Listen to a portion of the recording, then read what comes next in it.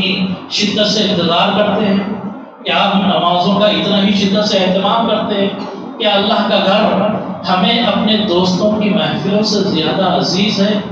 کیا اللہ کا گھر ہمارے بال بچوں سے زیادہ ہمیں پسندیدہ ہے؟ کیا اللہ کا گھر ہمیں تجارتوں میں مشغول رکھنے والے کاروبار جو آپ کو ہاتھوں کے اندر نوٹوں کی گرمی عطا کرتے ہیں، وہ ان کاروبار سے زیادہ اللہ کا گھر ہمیں عزیز ہے؟ نہیں۔ آج صورتحال بالکل الگ ہے۔ مساجد پر آج جو حملے ہو رہے ہیں، مساجد کو جو اس طرح سے شہید کیا جا رہا ہے، مساجد پر اس طرح باطل حملہ آور ہو رہا ہے، اس کی بڑی اور بنیادی وجہ یہ ہے کہ آج ہمارے دلوں میں اللہ کے گھروں کی محبت کم ہو گئی۔ اللہ کی محبت ہوتی، ہر مومن فجر کی اذان کے وقت مسجد میں موجود ہوتا اور ہر مسلمان نمازوں میں شامل ہوتا۔ باطل کی اتنی جرأت نہیں ہے کہ وہ آپ کی عبادت گاہوں کی طرف نظر اٹھا کر دیکھ سکے۔ یہ میری اور آپ کی ایمانی کمزوری ہے، یہ ہمارے تعلق کی کمزوری ہے، یہ ہماری محبت کی کمزوری ہے کہ ہم نے اللہ کے گھروں کو رسمی تعلق تک محدود کر دیا ہے کہ نماز پڑھنا ہے آ جائے، نماز پڑھنا ہے مسجد میں حاضری ہو جائے، اذان کی اعلان ہو گیا ہے ہمیں جانا ہے ادا کرنا ہے، فریضہ ادا کرنے کے لیے ہم حاضر ہو جاتے ہیں۔ لیکن جو اخلاص، جو لگاؤ، جو انسیت، جو محبت ہم اپنے دنیا کے دیگر مشغولیات سے کرتے ہیں، اتنی ہی محبت آج مسجد سے ہوتی تو یہ مسجدیں غیر آباد نہیں ہوتی، مسجدوں میں یہ شکوہ نہیں ہوتا، مسجدوں میں لوگوں کو بلانا نہیں پڑتا۔ فجر کی اذان میں ہر روز میں سنتا ہوں، پتہ نہیں کون مؤذن ہے، لوگوں آ جاؤ مسجد کی طرف۔ مالا پلے کے علاقے کی مسجد سے آپ بھی سنتے ہوں گے آواز، جماعت کو 5 منٹ باقی ہے، جماعت ٹھہرنے والی ہے۔ کہ اللہ کے گھر کو اس طرح بلایا جائے کہ بھئی 5 منٹ ہے آ جاؤ، وقت آ رہا ہے جماعت کا، نکلو گھروں سے، اذان ہمارے لیے کافی ہے۔ لیکن آج لوگوں کو جگانے کے لیے 1 منٹ کے بارے میں بتانا پڑ رہا ہے کہ جماعت ٹھہرنے والی ہے آ جاؤ۔ یہ ہمارا تعلق کا وہ حشر و نشر ہے جو دنیاوی مشغولیات نے مساجد سے ہمارا تعلق کمزور کر دیا ہے۔ تو حاضرین محترم، دوسرا مسجد سے گہرا تعلق ہمارا محبت کا ہو، اخلاص کا ہو، لگاؤ کا ہو، انسیت کا ہو۔ آپ آئیں تو مسجد کی طرف پوری ایمانداری، پوری آمادگی کے ساتھ آئیں، ذرا بھی ذہن میں یہ تکلیف نہ ہو کہ نعوذ باللہ یہ نماز بوجھ ہے، بعد میں پڑھ لیں گے، نہیں ہوتی تو اچھا تھا۔ اس طرح کے شیطانی خیالات جو پیدا ہوتے ہیں، موبائل ہاتھ سے نہیں چھوڑتا، دوستوں کی گفتگو ہاتھوں سے نہیں چھوڑتی، ہمارے بال بچے ہمارے ہاتھوں سے نہیں چھوڑتے، یہ تعلق ہمارا نہیں ہونا چاہیے۔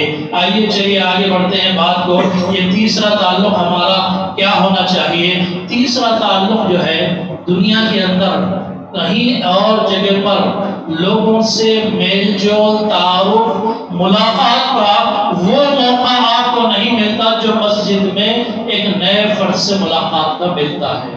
یہ سب سے بہترین جگہ ہے جہاں پر انسانی آبادی کے تمام مسلمان ایک جگہ جمع ہوتے ہیں، ایک دوسرے کو دیکھتے ہیں، تعارف ہوتا ہے، یہ فلاں صاحب ہیں، یہ فلاں کاروبار کرتے ہیں، یہ فلاں کیفیت کے ہیں، ان کے حالات ایسے ہیں، ان کے حالات ایسے، بھئی فلاں صاحب نماز میں نہیں آئے، پتہ چلا بیمار ہو گئے، فلاں صاحب نہیں آئے، پتہ چلا کہیں سفر پہ گئے ہوئے ہیں۔ انسانی حالات کے جاننے کا سب سے بہترین مرکز مسجد ہے۔ یہاں تعارف ہوتا ہے، یہاں شناخت ہوتی ہے، تعلقات پڑھتے ہیں، ایک دوسرے کے بارے میں جاننے کا موقع ملتا ہے۔ تو یہ مساجد کے اندر تیسرا جو بڑا ہمارا رشتہ ہے، یہاں کے تعلقات استوار ہوتے ہیں، بھائی چارہ استوار ہوتا ہے۔ نبی کریم صلی اللہ علیہ وسلم نے انصار و مہاجرین کے اندر تعارف اور بھائی چارے کا جو اقدام کیا، کب کیا ہے؟ سیرت اٹھا کر دیکھیے آپ، جیسے ہی مسجد نبوی کی تعمیر مکمل ہو گئی، آپ نے انصاری صحابہ کو بلایا، آپ نے مہاجرین کو بلایا اور دونوں کو وہاں پر بھائی بھائی بنایا۔ گویا کہ ہماری مسجدیں ہماری اخوت کا رشتہ مضبوط کرنے کا ذریعہ ہے، ہماری مسجدیں ہمیں ایک دوسرے کو جاننے کا ذریعہ ہے، ہماری مسجدیں محبت پروان چڑھانے کا ذریعہ ہے، ہماری مسجدیں ہمارے تعلقات کے اندر مضبوطی پیدا کرنے کا ذریعہ ہے، تو یہ مساجد سے ہمارا تیسرا رشتہ یا تیسرا تعلق اس مسجد کے سلسلے میں اور تمام مساجد کے سلسلے میں کہ ان مساجد کے تمام مصلی آپس میں بھائی چارہ قائم کریں، رشتہ داری قائم کریں، اخوت پیدا کریں، محبت پیدا کریں، اور ایک دوسرے کے ساتھ جاننے کا جو تعارف کا ذمہ ہوتا ہے اس کی تکمیل کا مراحل یہاں پر مسجد میں طے ہوتے ہیں۔ اور اس کے ساتھ ساتھ مزید آپ کے سلسلے میں بات رکھنے کے لیے یہ ایک بہت ہی انسانی زندگی کا سب سے اہم پہلو ہے اور اہم رشتہ ہے مسجد سے ہمارا جو تعلق ہے۔ آپ جانتے ہیں ہم جو مسجد کو آتے ہیں، مسجد سے آنے سے پہلے اگر جمعہ ہے تو حکم ہوتا ہے کہ آپ غسل کر لیں، جمعہ نہیں ہے حکم ہوتا ہے کہ پہلے طہارت لیں، وضو کریں، پھر مسجد آئے، مسجد میں نماز کا طریقہ، عبادت کا طریقہ، اقامت کا طریقہ، جماعت کا طریقہ، سنتیں پڑھنے کا طریقہ، اور پھر ان تمام عبادت کے اندر جو تسبیحات، جو قرآن کی سورتیں اور جو مختلف نبی صلی اللہ علیہ وسلم کی دعائیں اور اذکار سکھائے گئے ہیں ان کا جاننا ہمارے لیے ضروری ہے۔ اگر مسجد آنے والا وضو کا طریقہ نہ جانے، مسجد آنے والا طہارت کا طریقہ نہ جانے، مسجد آنے والا نماز کے رکوع و سجود سے واقف نہ ہو، مسجد آنے والا غسل کے فرائض سے واقف نہ ہو، تو پھر اس کی نمازوں پر، اس کی عبادت پر بہت گہرا اثر پڑتا ہے۔ تو اس لیے مسجد سے ہمارا رشتہ علم اور عمل کا ہونا چاہیے۔ ہم جب تک علم حاصل نہ کریں، ہمارے علم میں یہ نہ آ جائے کہ غسل کیسے کیا جائے، وضو کیسے کیا جائے، کن چیزوں سے غسل ٹوٹتا ہے، کن چیزوں سے وضو ٹوٹتا ہے، کن چیزوں سے نماز باطل ہوتی ہے، کن چیزوں سے سجدہ سہو واجب ہوتا ہے، کن چیزوں کو ہمیں رکوع میں کرنا چاہیے، کیسے رکوع میں جھکنا چاہیے، سجدہ کیسا کرنا چاہیے، انگلیوں کو کتنا کھولنا چاہیے، گھٹنوں پر کہاں ہاتھ رکھنا چاہیے، سجدے میں کتنے اعضاء زمین سے ٹچ ہونے چاہیے، یہ پورا طریقہ عبادت اگر مسلمان اس سے واقف نہ ہو تو اس کی نماز نامکمل ہوتی ہے، ادھوری ہوتی ہے، ناقص ہوتی ہے۔ تو اس لیے مساجد کے اندر میرا اور آپ کا رشتہ علم اور عمل کا ہونا چاہیے، ہمیں معلومات لینی چاہیے۔ اس لیے مساجد میں آپ دیکھتے ہیں کہ صبح میں درس قرآن ہوتا ہے، عصر میں درس حدیث ہوتا ہے، بعض مسجدوں میں صباحی تعلیم کا انتظام ہوتا ہے، بعض مسجد میں مسائی تعلیم کا انتظام ہوتا ہے۔ یہ تمام مراکز محنتیں کرتے ہیں۔ اس کے علاوہ بہت ساری مسجدوں میں الگ سے حلقہ تعلیم قائم کیا جاتا ہے، بہت ساری مسجدوں میں حلقہ تفہیم القرآن قائم کیا جاتا ہے، قرآن کو سمجھنے کا ذریعہ۔ تو یہ اللہ تعالیٰ کے گھر جتنے ہیں یہ ہمارے علم و عمل سے گہرا تعلق رکھتے ہیں۔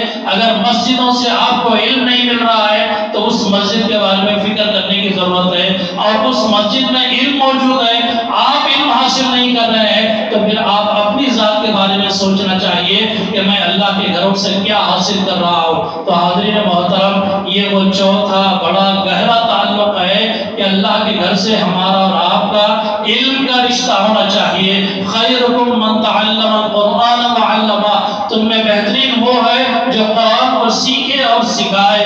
نبی صلی اللہ علیہ وسلم حجرہ مبارک سے باہر تشریف لاتے ہیں، ایک طرف ذکر کے حلقے چل رہے ہیں، ایک طرف قرآن کی تعلیم کا حلقہ چل رہا ہے، یہ مسجد نبوی کی بات کر رہا ہوں، اور آپ صلی اللہ علیہ وسلم قرآن کی تعلیم کے حلقے میں جا کر بیٹھ جاتے ہیں۔ تو یہ ہماری تمام مساجد ہمارے مسلمان نمازیوں کے علم کا اہتمام، سیکھنے کا اہتمام، سکھانے کا اہتمام، قرآن، فقہ، شریعت، حدیث، جتنا ہمارا دینی علم ہے ان تمام کے مراکز ہماری مساجد میں ہونے چاہیے، اور میرا اور آپ کا رشتہ مسجد سے علم اور عمل کا ہونا چاہیے۔ اور اگر کسی نے ساری معلومات حاصل کر لی تو مسجد میں آ کر نماز ہی نہیں پڑھتا، پھر یہ وہ علم ہے جو قرآن کہتا ہے کہ وہ ایسے گدھے جن کے اوپر اللہ تعالیٰ نے کتابوں کو لادنے، بوجھ لادنے والے گدھوں کی مثال دی ہے۔ سورہ جمعہ کے اندر اللہ تعالیٰ نے یہودیوں کے بارے میں کہا ہے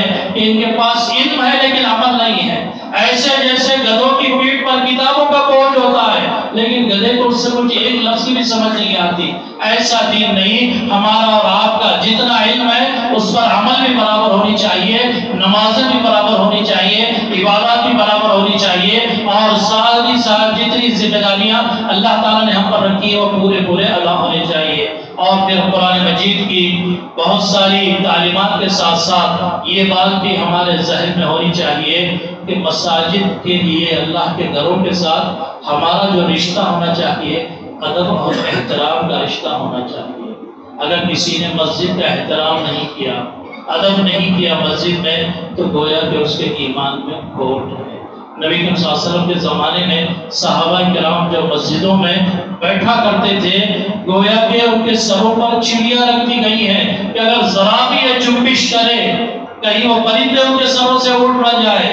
یہ کیفیت صحابہ کرام کی مسجدوں کے اندر ادب و احترام والی ہوا کرتی تھی۔ آج ہے کہیں کسی مسجد میں یہ ماحول؟ کہیں اتنا ادب دیکھنے میں ہمیں ملتا ہے؟ سب ہر مسجد کا جہاں جہاں آپ جاتے ہیں جائزہ لے کر دیکھ لیجئے۔